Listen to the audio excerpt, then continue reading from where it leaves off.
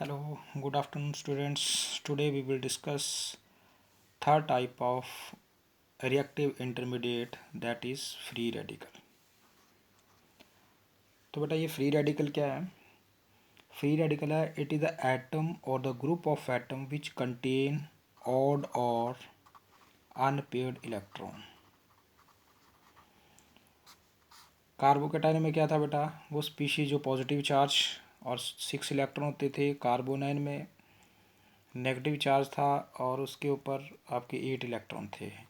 और ये free radical जो है ये ऑड और अनपेड इलेक्ट्रॉन कंटेन करती है.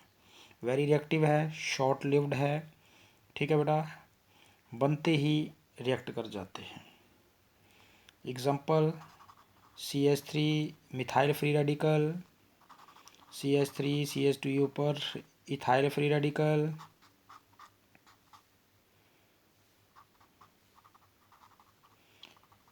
Benzyl free radical, phenyl free radical. ठीक है बेटा, phenyl free radical, benzyl free radical, ethyl free radical, methyl free radical. इनकी फॉर्मेशन जो होती है वो होती है बेटा होमोलिटिक फिजन से या होमोलिटिक क्लीवेज से. ठीक है, ये हमेशा होमोलिटिक क्लीवेज से बनते हैं. और इनको बनने के लिए किस चीज़ की बेटा ज़रूरत है? ज़्यादातर ये किससे बनते हैं? ये बनते हैं हीट से, लाइट की रिएक्शन से, परऑक्साइड से और भी बहुत सारे हैं, इलेक्ट्रिक करंट से. ये इनकी फ्री रेडिकल की फॉर्मेशन जो है वो इनसे होती है मोस्टली. जैसे फॉर एग्जांपल बेटा CH3 है, इसको हमने हीट कर दिया. हीट करने पर क्या होगा? इक्वल शेयर में हट जाएंगे, CH3 बनेगा +3, ये फ्री रेडिकल बनेंगे. सेम बेटा ऐसे ही क्लोरीन को तोड़ेंगे तो क्लोरीन के ऊपर भी Cl+Cl, ये रेडिकल बनेंगे. ठीक है, परऑक्साइड की हम बात करते हैं बेटा. ये ROOR, क्लियर है? हीट करने पर RO+RO, एल्कोक्सी फ्री रेडिकल. ये बेटा एल्कोक्सी फ्री रेडिकल में तो इस तरीके से रेडिकल की, ये फ्री रेडिकल की फॉर्मेशन होती है. अब कुछ पॉइंट्स हैं, हमने क्या क्या सीखा, हमने क्या क्या देखा बेटा इनमें. ये दे आर न्यूट्रल, कोई आयन नहीं बनते, न्यूट्रल मॉलिक्यूल्स होते हैं ये.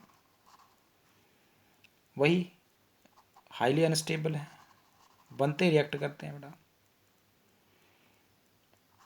इलेक्ट्रॉन डेफिशिएंट होते हैं बेटा, इलेक्ट्रॉन डेफिशिएंट हैं ये. ऑक्टेट इनकम्प्लीट है. ऑक्टेट इनकम्प्लीट करने के लिए इलेक्ट्रॉन देखते हैं ये. अनपेयर्ड इलेक्ट्रॉन है बेटा तो पैरामैग्नेटिक रिएक्टर होगा. जैसे कार्बन आयन हमने देखा था डायमैग्नेटिक था, ये पैरामैग्नेटिक होगा, अनपेयर्ड इलेक्ट्रॉन है. तो इसमें न्यूट्रल मॉलिक्यूल के साथ ये फ्री रेडिकल बेटा रिएक्ट करके ये न्यूट्रल मॉलिक्यूल या फ्री रेडिकल प्रोड्यूस करते हैं. उसके बाद आती है बेटा इनकी क्लासिफिकेशन.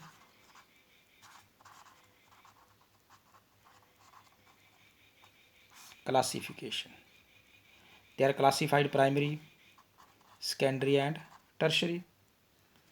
तो प्राइमरी कौन कौन से बेटा? RCH2, RCH, 2 R लगे बेटा,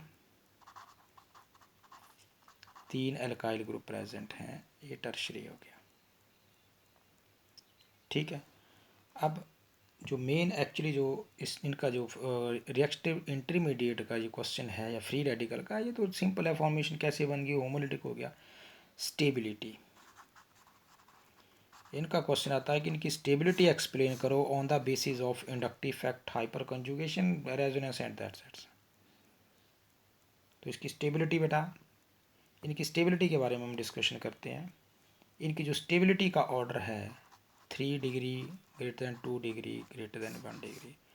और बेटा याद रखना कार्बोकेटाइन में भी, कार्बोनाइन में भी जो स्टेबिलिटी का ऑर्डर है वो रिएक्टिविटी का ऑर्डर जो है वो रिवर्स होगा, उल्टा होगा। Because the stability and the reactivity they are inversely proportional to each other. जो चीज़ स्टेबल है वो कम रिएक्टिव है, जो चीज़ कम स्टेबल है वो ज़्यादा रिएक्टिव है। ठीक है, तो देखो किस कैसे यहाँ पर ये 3 डिग्री ज़्यादा स्टेबल होते हैं। तो हम क्या देख रहे हैं बेटा, फर्स्ट केस हम देख रहे हैं 3 डिग्री की हम बात लेते हैं। ये 3 डिग्री की एग्जांपल करके इसको हम सॉल्व करते हैं। यह 3 डिग्री बेटा, इस 3 डिग्री में हम क्या देख रहे हैं, हम देख रहे हैं कि इस कार्बन के ऊपर 2, 4 और 6 ये 3 बॉन्ड बना रहा है, 7 इलेक्ट्रॉन प्रेजेंट हैं।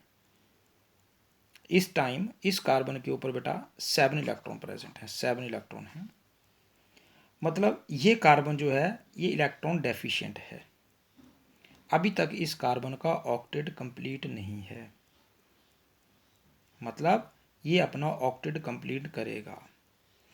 कोई ग्रुप जो है अगर इसको इलेक्ट्रॉन, इस कार्बन को इलेक्ट्रॉन डोनेट करेगा तो ये फ्री रेडिकल जो है, ये फ्री रेडिकल के ऑक्टेट को कंप्लीट करेगा। जैसे ये फ्री रेडिकल के ऑक्टेट को कंप्लीट करेगा तो ये इसकी स्टेबिलिटी को बढ़ाएगा।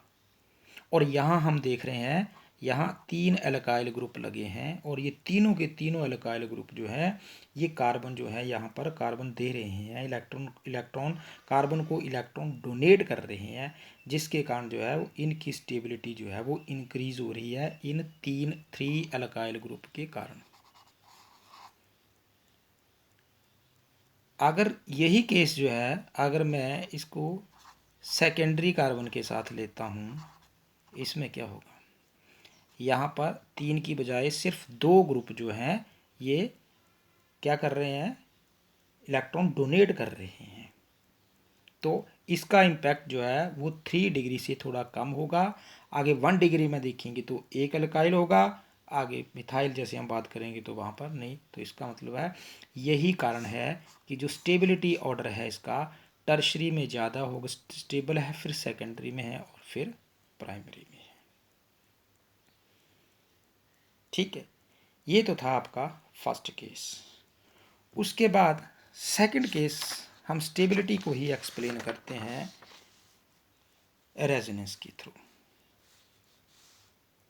तो देखो बेटा ये रेजोनेंस के थ्रू हम कैसे एक्सप्लेन करेंगे। बेंजाइलिक और एलाइलिक आपकी एग्जांपल है। बेंजाइलिक केस,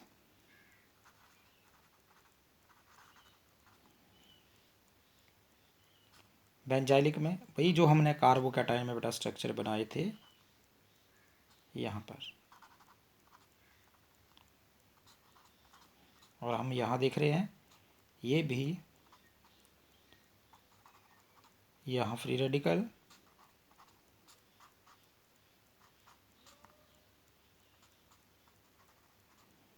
यहाँ फ्री रेडिकल और ये फ्री रेडिकल। एलाइलिक के केस में ये तो था बेंजाइलिक आपका। Now allylic CH2 double bond CH और CH2 ये, इसका जो रेजोनेंस स्ट्रक्चर होगा CH2 ये, यहाँ पर CH और ये डबल बॉन्ड CH2 ये बनाएगा। अब देखो इसका रीज़न, देखो इसका क्या मतलब हुआ।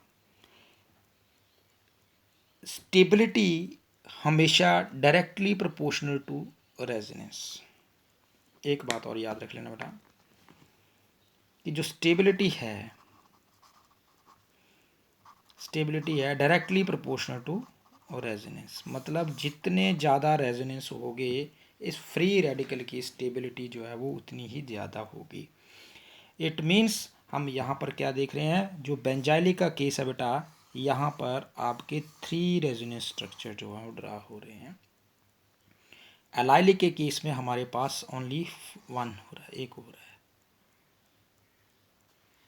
इसका मतलब क्या हुआ कि बेंजाइलिक के केस में हमारे पास स्ट्रक्चर ज़्यादा है, रेजोनेंस ज़्यादा है, तो इसका मतलब है बेंजाइलिक की जो आपकी स्टेबिलिटी है वो ज़्यादा होगी। ठीक है।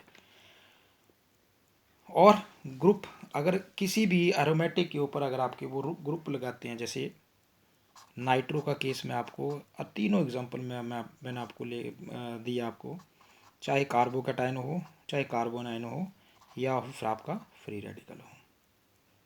ठीक है। इसमें फिर वही CH3 CH2, अब यहाँ फ्री रेडिकल होगा। नेक्स्ट केस आपका यही होगा, CH2 ये फ्री रेडिकल है और OCH3 ऑक्सी। इस केस में क्या हो रहा है, फिर वही केस है कि नाइट्रो ग्रुप जो है ये इलेक्ट्रॉन विड्रॉ कर रहा है, इलेक्ट्रॉन खींच रहा है। इस केस में है ये डोनेटिंग ग्रुप लगे हुए। अब इसका रीज़न क्या होगा, इसका रीज़न ये होगा कि जो नाइट्रो ग्रुप है इलेक्ट्रॉन विड्रॉइंग ग्रुप है, और ये इस रिंग से इलेक्ट्रॉन जो विड्रॉ करेगा, खींचेगा, और फ्री रेडिकल कार्बन से इलेक्ट्रॉन खींचेगा। मतलब रिंग से खींचने के बाद यहाँ से ये जो कार्बन है, फ्री रेडिकल कार्बन है, इससे भी ये इलेक्ट्रॉन अपनी तरफ खींचेगा, जिससे इसकी स्टेबिलिटी को कम करेगा। ठीक है। उसके बाद आगे वही केस आ गया। इसका मतलब क्या है, ये फर्स्ट है लेस देन सेकंड है लेस थर्ड है। तो ऑक्सीजन में यहाँ क्या है, ऑक्सीजन के पास एक्स्ट्रा इलेक्ट्रॉन है, यहाँ पर इलेक्ट्रॉन एक्टिविटी इसकी हाई है, तो इसके मिथाइल के केस में ये ज़्यादा करेगा। तो इसलिए इसका जो रीज़न आपका यही होगा कि CH3 और ये जो एल्कोक्सी ग्रुप है ये इलेक्ट्रॉन डोनेट कर रहे हैं, इनके इलेक्ट्रॉन डोनेट होने के कारण इनकी स्टेबिलिटी को इंक्रीज करेंगे। तो आपका क्या का रीज़न आएगा, जो आपका थर्ड है, मतलब फर्स्ट ये आएगा less than second less than third, ये रीज़न बनेगा इसका। तो यही है रेजोनेंस जो है वो हम कई बार शो करते हैं कि रेजोनेंस इन फ्री रेडिकल, तो रेजोनेंस जो है वो फ्री रेडिकल का रेजोनेंस आपका ये बनता है। अब आ जाता है आगे order, important order in free radical. किसके ऑर्डर की बात करें बेटा, स्टेबिलिटी, स्टेबिलिटी का ऑर्डर क्या है। तो स्टेबिलिटी का ऑर्डर है, याद रखना, benzyl greater than allyl greater than 3 degree 2 degree 1 degree methyl vinyl.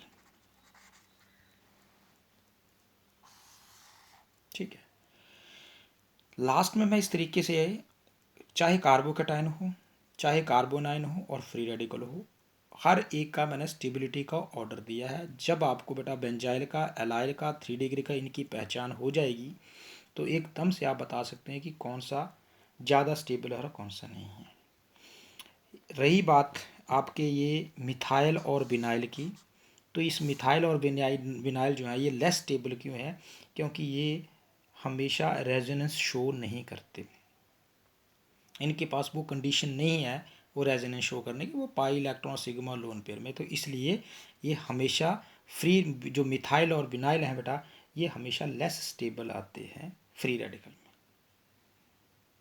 Due to no resonance show, कोई भी रेजोनेंस शो नहीं करते हैं। अब यहीं पे इन्हीं की पहचान अगर हमने बेंजाइल और अल्काइल में करनी है, तो जैसे एक क्वेश्चन है आपके पास कि पहला आपका ये बनाया हुआ है, ये देखो, ये आपकी एलाइलिक फॉर्म है। इस एलाइलिक फॉर्म को हम ऐसे भी लिख सकते हैं, ये एलाइलिक फॉर्म है। ठीक है। एलाइलिक फॉर्म कौन सी है, यहाँ पर है, उसके साथ वाली कार्बन में डबल बॉन्ड है, तो ये एलाइलिक फॉर्म है, ये ध्यान रखना है, ये एलाइलिक। उसके बाद और है, ये भी एलाइलिक है, ये देखो,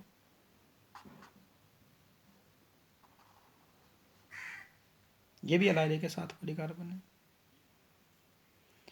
विनाइलिक का केस हम करेंगे, ये देखो 2 डिग्री 3 डिग्री लिखना हो तो ये कोई भी नहीं है, क्योंकि यहाँ 1 डिग्री, एक बॉन्ड है, यहाँ बॉन्ड है, यहाँ बीच में कार्बन है, तो ये दो कार्बन के साथ लिंक है, ये 2 डिग्री। और ये आपकी विनाइलिक। तो ये आप नाम लिख सकते हैं, ये विनाइलिक है, ये आपकी 2 डिग्री है और ये आपकी एलाइलिक है। अब आपसे पूछेंगे कि इनका जो है वो आपने स्टेबिलिटी ऑर्डर लिखना है, कौन सा ज़्यादा स्टेबल और कौन सा कम है। और आपको बता बेटा विनाइलिक ये सबसे कम होगा, एलाइलिक है ये आपका सबसे ज़्यादा होगा। ठीक है, फिर 2 डिग्री का केस आता है। तो ये इस तरीके से आपका ऑर्डर बिल्कुल ये सही लिखा हुआ है। ठीक है, पहले ये फर्स्ट आएगा, क्लियर हो गया, फिर ये विनाइलिक ये बनेगा, फिर आपका 2 डिग्री आएगा और लास्ट में आपका विनाइलिक आएगा।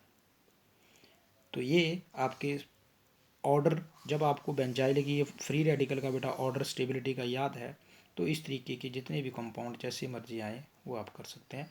तो ये था आपका बेटा आज का टॉपिक जो रिएक्टिव इंटरमीडिएट था। तो रिएक्टिव इंटरमीडिएट मैंने 1 बाई 1 एक एक वीडियो में मैंने कार्बोकेटाइन, कार्बोनाइन और फ्री रेडिकल दिए।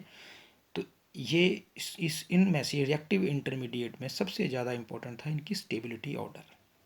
अगर एग्जामिनेशन पॉइंट ऑफ व्यू देखे जाए तो बेटा स्टेबिलिटी ऑर्डर है, किस किस का कौन सा स्टेबिलिटी ऑर्डर है और कैसे कंपाउंड को हमने पता लगाना है कि ये कंपाउंड एलाइलिक है, विनाइलिक है, बेंजाइलिक है, 2 डिग्री है, 3 डिग्री है। तब आप इन क्वेश्चंस को बड़े इजी सॉल्व कर सकते हैं। Then goodbye, take care, keep watching.